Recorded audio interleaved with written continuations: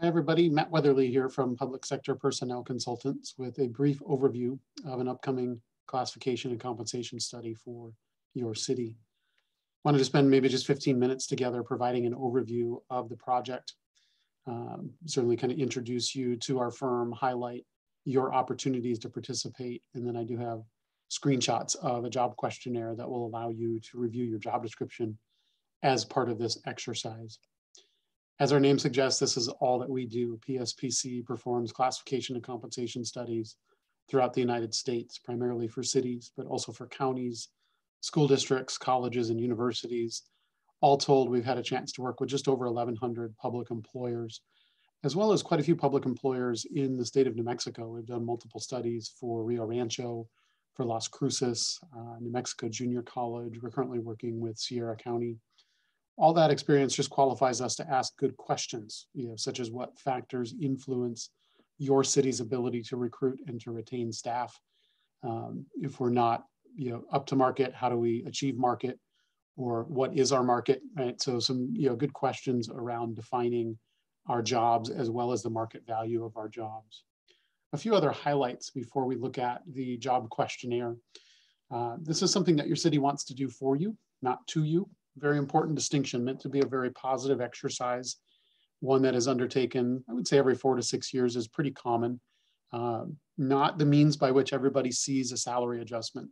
A study itself will not replace the budgeting process, or if you're part of a bargaining unit or something like that, doesn't replace the bargaining process. But it helps inform the budget, and or our data has been used quite a bit for bargaining and for establishing wages and wage adjustments. Nobody is intended to go backwards as a result of this review, but it is intended to be probably a 4 to 6 month study that should have some really good methodology that can be replicated, that can be duplicated, so that it's kind of bigger than just the one-time study that we'll undertake here for 2022. If I break the project into 2 major phases, the first is a review of jobs. So a classification study is making sure that your job title and your job duties accurately are depicted on your job description. You'll have an opportunity to fill out a questionnaire, either individually or as part of a group. That will help us make sure that when we do our salary survey work, we're comparing based on your actual job duties and not just based on your job title. The questionnaires will take about an hour or 2 to complete. You can, like I said, work on them with coworkers if you share job duties and you want to fill out one questionnaire. It is the job that we're studying, not you, the individual. Will not be weighing in on specific individual employee salaries. Will not be in a position to review what should you be doing. We're not changing anything that you do on a daily basis. Just simply making sure that before we undertake the salary survey effort, that we've got good job duty documentation on your job description. The salary survey piece of it will be the bulk of our work. We will collect salary plans, job descriptions, organization charts, pay plans, budget documents from, and then fill in the blank. Who is it that we're competing with? Where do we get employees from? Where do we lose employees to? These are competitors, these are comparators, right? We want to try and answer 2 questions when we do a survey. One, how are we doing, or how do we stack up, or are we competitive compared to those that we're competing with? And right behind that is, where do we want to be? If we aren't at market or we want to achieve market, what does that mean? And that might take multiple budget cycles. Just kind of depends on what the study findings are and what the expressed kind of goals for implementation might be. We'll be able to help with that conversation. If maybe we survey 30, 40 jobs and some of them are competitive and some of them have fallen behind, we'll be able to have that really informed, data-driven conversation around how do we get maybe consistent? How do we ensure that all jobs have a similar relationship to the market?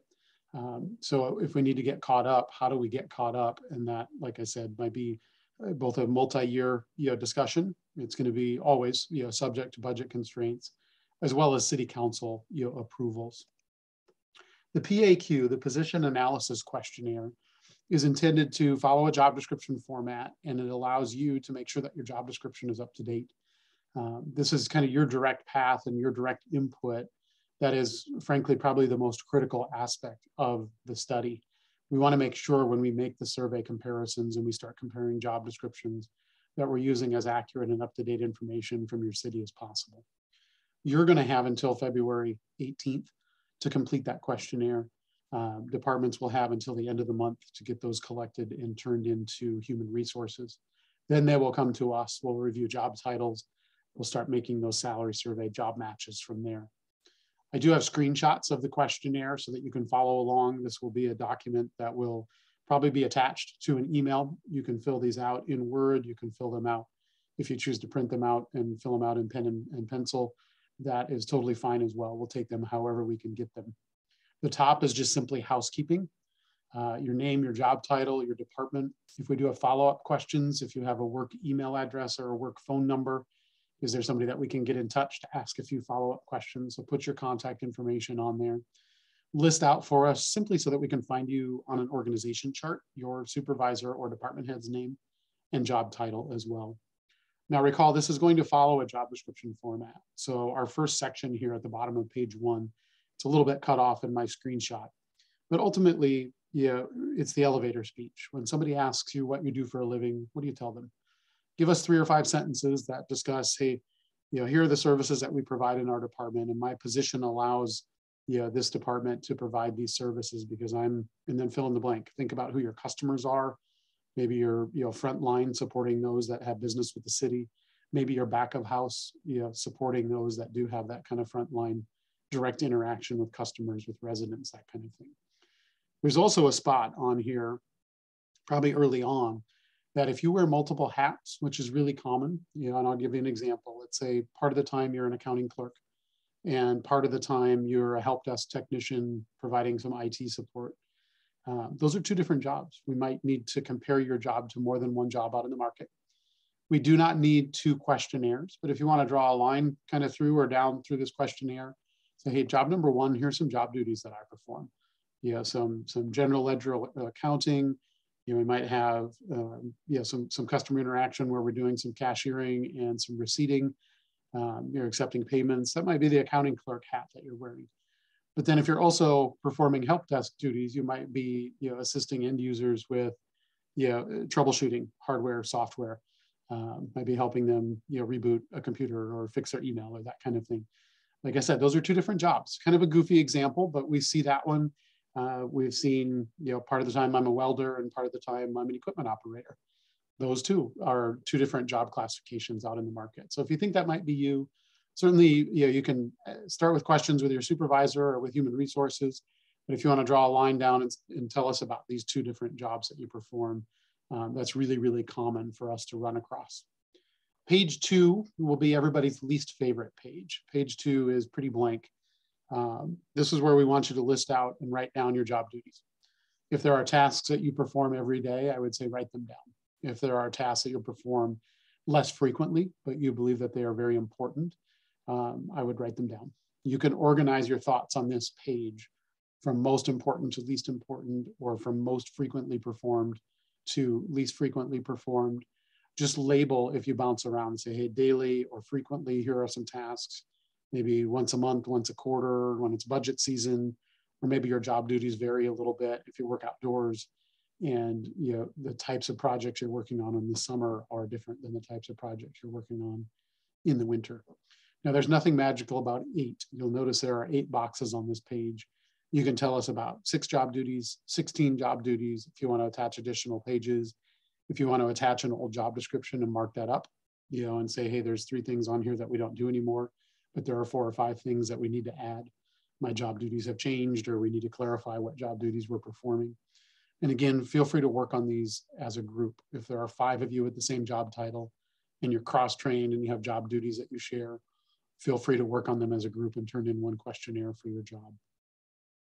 The top of page 3, what do you have to know and what do you have to be good at in order to perform your job duties? Maybe you have to have customer service skills, knowledge of safely setting up a traffic break around a construction site, skill in resolving customer complaints, meeting deadlines. Maybe you have to have those accounting skills or those IT skills that I mentioned. And if there are any sources of information that you reference where you're pulling from codes, from ordinances, from statutes, if there's a policy and procedure manual for your desk or for your job, tell us about that. So if you're referencing anything, that kind of lives as a governing document, procedure manual, owner's manual, that kind of thing. Let us know about that. The top of page 4, no, excuse me, we are at the bottom, I think, of page 3. Bottom of page 3, we're going to turn you into a recruiter. Let's say that you're promoted or you're ready to move on, but we asked for your help in recruiting your own replacement. What do you look for on someone's resume or job application in the way of education and experience? That would suggest that a new hire could come and learn how to perform the job duties that we've been talking about. Does your job require a high school diploma, maybe some specialized training or a 2-year or 4-year degree? If it requires some previous experience, list that out. We're looking for your opinion here on the bottom of page 3. Top of page 4, do you have to have any licenses or certifications? Are those things that you have to have on day one? Maybe it's a commercial driver's license, maybe you're a registered professional engineer, land surveyor, maybe it's a water or wastewater certificate. Do you have to have those on day one, or can you get those after you've been in the job for a while? The middle of page 4, there's a little bit more room here than it looks on my screenshot. Do you get any cool toys to play with? Right? Are we operating city vehicles, personal vehicles, large equipment, hand tools, survey equipment, anything like that out in the field? And physically, what does your body go through in the course of performing your job duties? Do you have to do a lot of standing, lifting, climbing, bending, carrying, driving, anything like that? List that out there. It's for compliance with the Americans with Disabilities Act. If someone were to apply for this position, physically, what do they need to be capable of? Top of page 5, do you work outdoors? Do you work around moving traffic, hazardous chemicals, standing water, infectious disease, anything like that? So give us an idea of your work environment and any exposures related to your work environment. And then we switch gears on the bottom of page 5. When you come to work every day, how do you know what to work on? Do you have very specific step-by-step instructions that are handed to you? Are you working immediately side by side with your supervisor who's giving you work instructions? Or maybe you're out in the field and your supervisor is back in an office and you might only see that person once a day or a couple of times a week. Give us an idea of how much latitude and freedom you have to decide what you're working on, how to go about doing your job tasks. Maybe you work on projects that take weeks or months to complete. Do you have the freedom and the latitude to decide how you're going to complete that project? So just a sentence or two. You'll see a few other questions that aren't on my screenshot here around how often you meet with your supervisor. Is there a way that you can measure your work quality, or your job performance, anything like that? Top of page 6, what types of decisions are you expected to make? Are you responsible for buying materials? Are you responsible for other people? Are you responsible for the work being performed by a contractor? Are you making significant decisions out in the field that have a liability or that are extremely stressful? Give us an idea there of what comes up that your supervisor wants to be involved in versus what they expect you to handle on your own. And then the bottom of page 6, we're pretty close to done for everybody. Who do you come into contact with? Are you interacting with other departments to fill out a staff report or to check a kind of budget tracking? Are you, how about outside the immediate department that you work for? Are you interacting with residents, customers, law enforcement agencies, regulatory agencies, the state, any other local public or private employers, vendors, suppliers, that kind of thing? So inside and outside the organization, who do you come into contact with?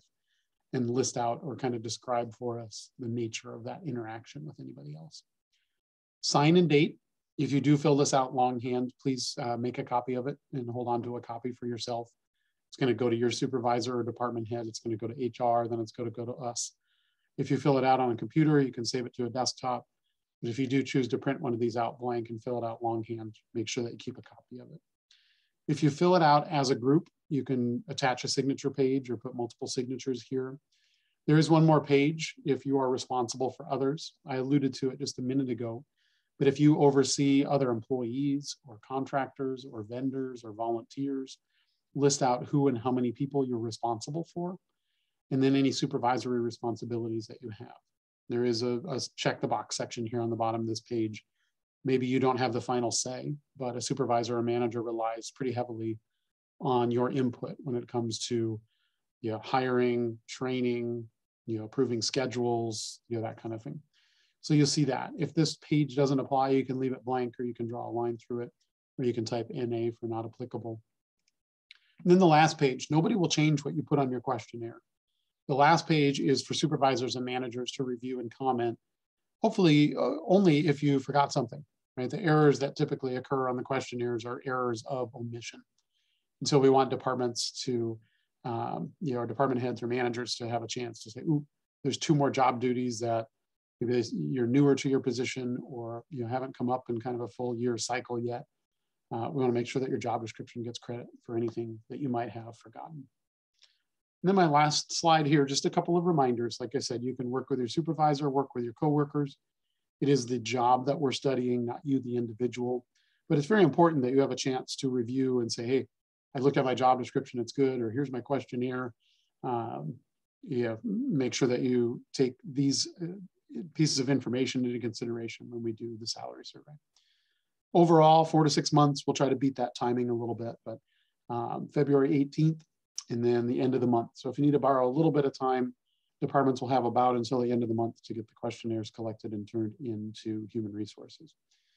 I want to thank you certainly for your time in viewing the video. More importantly, I think thank you in advance for filling out a job questionnaire. Hopefully we'll get a chance to see everybody in person. But if not, certainly everybody, again, we really appreciate your time. Stay safe, and we look forward to getting started with the study. Thanks.